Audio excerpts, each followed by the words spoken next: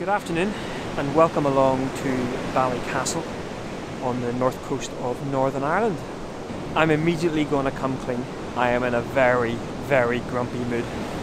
A sequence of events have led me to have a pretty situation going on, and so the last thing I felt like doing was getting out with a camera, but actually perhaps it's the first thing that I probably should have done, or at the very least got out for a little dander along the beach.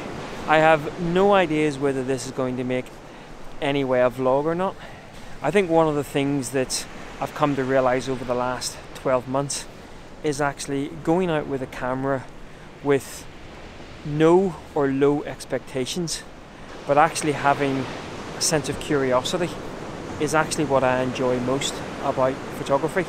Now don't get me wrong, it can be really good to have an idea in your head, maybe a location that you've visited before, maybe a location that you've seen on social media, and go and sort of try to get that image in under spectacular lighting. But actually what I really enjoy is just going out with the camera, or cameras, with just no real expectations, just out for a dander along the beach and see what we can see. So that's what we're going to do today. And actually I've just come down onto the beach and I've come across this bit of driftwood, and I love how that sort of alien weed is sort of wrapped around it, and there's just a very subtle bit of subdued light, and so I think that perhaps there might be something happening here, who knows. And say one of the things I love, I talked about it before, I love my little X100T. Now they've just released the X100V, but I still love my little T version. And so I'll probably fire off a couple of frames with that, see whether there's anything doing, especially when there's that little bit of diffused light going on. So, but yeah, it really is just going to be a bit of a dander along the beach, no expectations, just nice to get out, not least to try to make me less of a moody, grumpy so-and-so.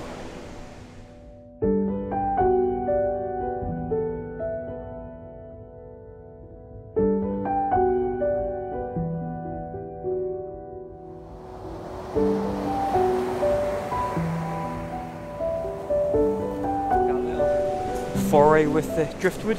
I love this beach actually, but a really good thing about having somewhere on your doorstep or somewhere that you visit multiple times is you get into sort of a tune as to what the place is going to be like over various seasons. And one of the things I love about this beach is just below me where I'm standing, these little tiny pebbles. Now at different seasons of the year, just watching those waves coming in, at different seasons of the year this beach can actually be covered in pebbles. But obviously with some of the big winter storms that we've had, a lot of those pebbles have actually been displaced, but we still have some of the smaller ones here as well. But actually what those pebbles can actually do is create some lovely textures and patterns in the sand that again can make for some nice abstract images. So I might start looking for some of those, but yeah, some lovely sort of subtle light as well going on, but yeah, nice.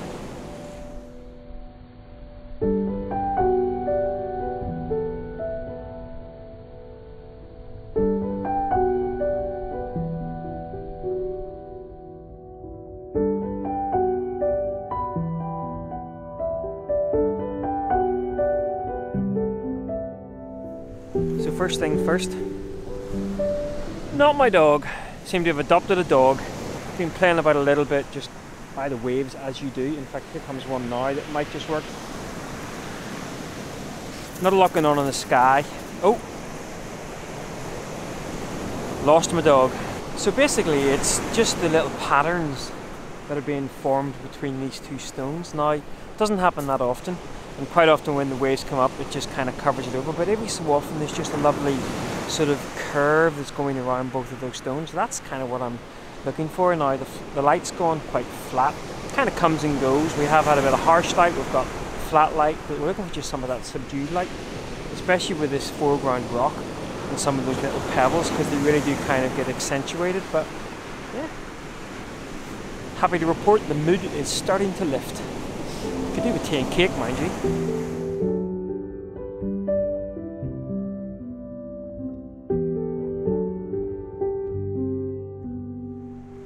So I love little scenes like the one behind me, where you have the effects of erosion and geology.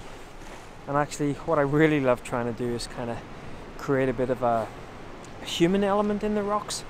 You know, quite often whenever we look at rocks, we will see sort of faces or human shapes. And I think that's the case here. And what was interesting was when I first arrived here and was looking at it, I was interested in just the patterns that erosion had made and the actual geology of the rocks themselves. But it wasn't until I really started studying those rocks that I started to see faces. Well, I saw one face, quite an obvious face, and then actually a few minutes later perhaps saw a second face as well. Or perhaps I just need more or less coffee. Fine balance. But yeah, just love little scenes like this here, and you could while away, I could while away, you know, at least an hour just in this little area. Loads of gorgeous rocks, patterns, sort of almost ignoring the fact that you're at the coast. And again, mood continues to improve.